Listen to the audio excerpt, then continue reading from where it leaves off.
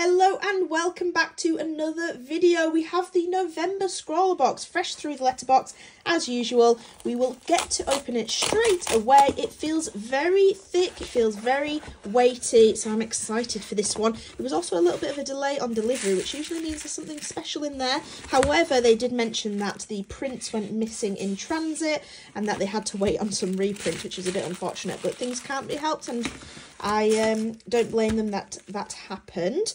So straight away, let's get into the featured artwork. This is beautiful. I'm always envious of people who can do gesture drawings with just a few strokes and it looks so incredible and there's no blending involved. It's just really bold lines and strokes. It's beautiful. Look at that. Incredible. And this is the featured artist. DUSD.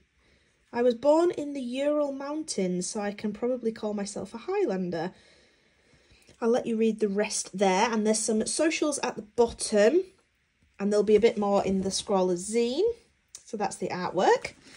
Right, I usually go into the zine for the supplies, but let's just open the supplies straight away and see what we have, because the spread in there doesn't give you that much detail and I'd rather be more surprised. So let's open this. Oh, okay. So straight away I'm seeing supplies that I'm not the biggest fan of, but I've said that many a time opening a Scrawlrbox and I'm always pleasantly surprised. So straight off the bat we have the Scrawlr sticker, which is a little bit from the front of the Scrawlr zine. Very nice, very nice.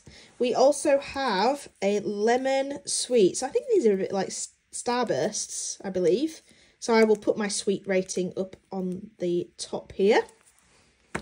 Right, straight into these supplies. So we have another Faber-Castell kneadable eraser, and these are brilliant. I actually use these really often for my pet portraits. They're not very harsh on the paper because I use handmade paper. It sometimes rips up if you're using a really harsh eraser on there. So these are really good for that lighter, you know, just getting rid of the dustings of pencil, but also being really light on your paper. So I'm excited to have another one of those.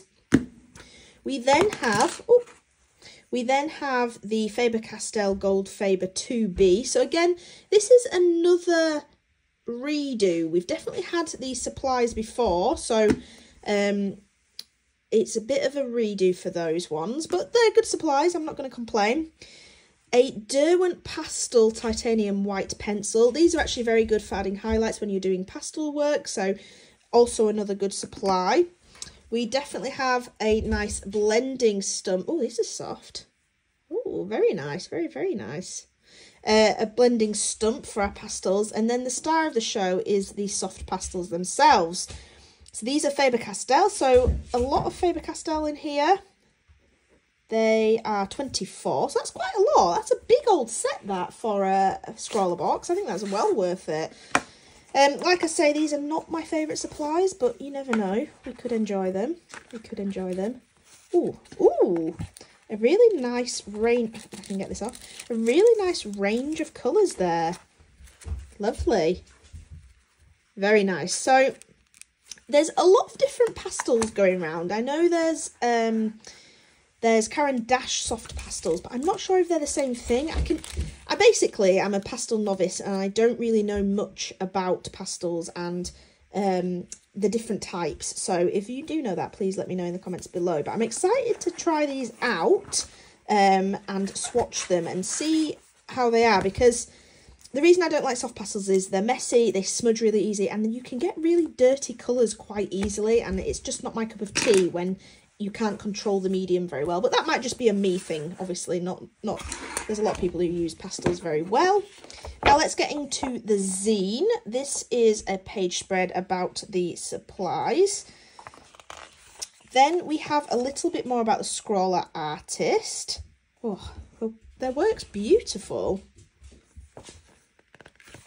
Then we have some Scrawlr tips, which as usual I will read as we swatch out the supplies. But it looks like they've done a good swatch here, which I quite like that swatch. I might copy that. But yes, like I say, I will read that as we swatch. We have some more Scrawlr tips behind the artwork, and then this is usually the artist's advice as well.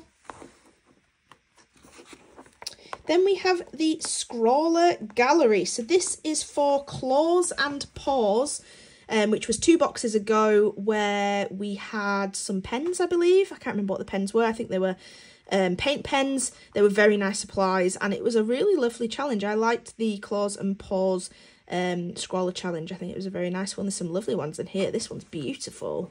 I love the perspective on that one. It's gorgeous. Quite a lot of foreshortening in that.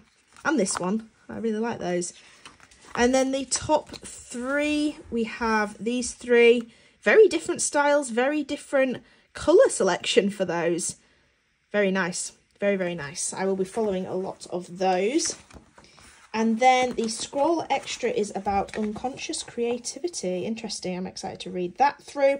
And then lastly, our Scrawlr challenge is Dreamcatcher. Okay, I like that. That's really, you can go obvious, you can draw a Dreamcatcher, or you can go a little more abstract. I don't know, there's quite a lot of scope in that. And then the paper of choice for this, oh, I'm assuming this is just a generic pastel paper. There's no brand on it. Let's see what it says in here. It's a pad of textured and slightly toned paper. That's all it says. Okay, well, it's nice paper. I like the colour. I even like the front. You could decorate the front. Very nice. Okay, so Dreamcatcher. We shall swatch these supplies and see what we can come up with for that prompt.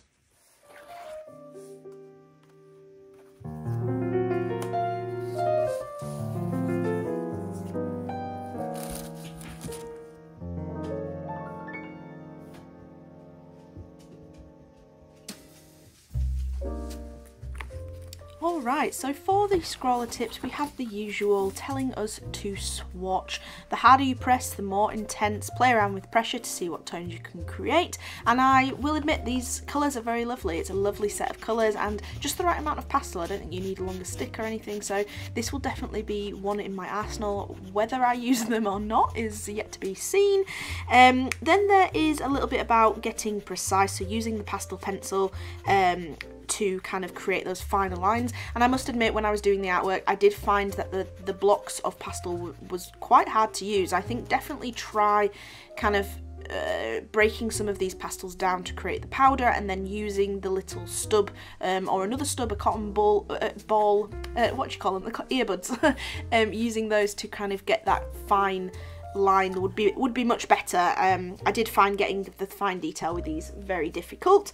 Then it says layer up, work in soft layers, use the base layer to create shapes and flat colours. The next layers can be used to work in shading, and the final layer is for adding details. Then it talks about blending and adding shadows. So the adding shadows, which is what I found very interesting, which you'll see me try in a minute. A quick way to darken a colour is adding black to form a shadow. For a more natural shadow, try using a complementary colour. Take a look at the colour wheel and find the opposite colour to the one you are using. For example, blue and orange are opposite to each other. When you layer these two colours over each other, you get a shade of grey. You can vary the shade of grey by adjusting the ratio of the two colours, which I did find worked to some degrees. I don't think it worked quite as well as they are showing in the zine, but maybe I just needed to apply more and more of the colour. But it was quite interesting to see that, and something that I may use in terms of colour theory in the future. Very, very interesting. And it says by using an eraser you can easily lift the pigment off the pastels, dab it into a specific area to amend mistakes, which is something that I definitely used when at the end of the piece where I had quite a lot of dusting and stuff from my hands, and I just used the kneadable eraser to get rid of those imperfections. Then onto the Scrawlr tips, but from the artist, I believe. Base colour, you should always take into account the colour of the base, because when you fix the pastel it becomes more transparent and the colour of the base is mixed with the shades in the work. Surface select, you can use pastels not only on paper but on fabric, cardboard, wood, etc. Fix it, keep your work safe, you should always fix it. Use both a special artist fixative or simple hairspray. So I think we all know the hairspray hack. I think that's quite a major hack to fix pastels, so we definitely need to be using that if you don't have any fixative, but I did use some fixative at the end, which you will see.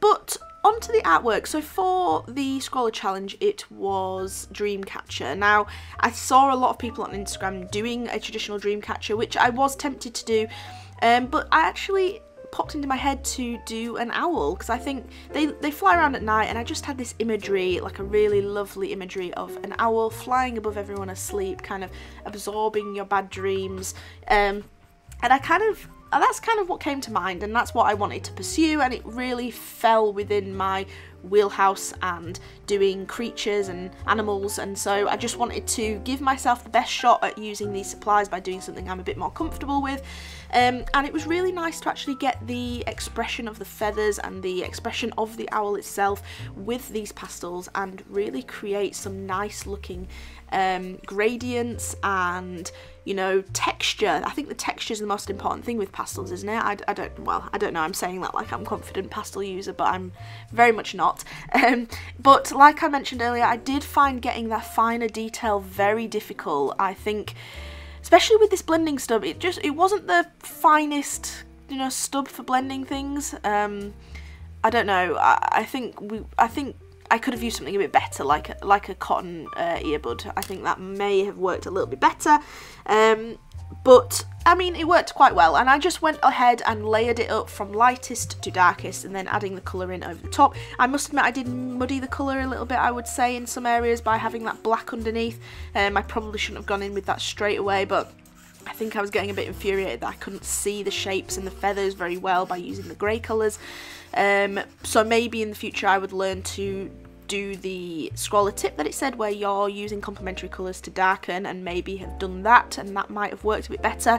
But like I say, I was just layering up from the colours and then adding this final black layer, just keeping it really loose. I think keeping it loose for this definitely fell better for me than trying to go into too much detail. When I was looking at the hands that were the featured artwork, I do think that was done on a larger scale. I just don't see at this small scale getting so much detail, but I mean, I'm not a pastel user, so maybe more proficient pastel users could get to that finer detail a bit better than I would.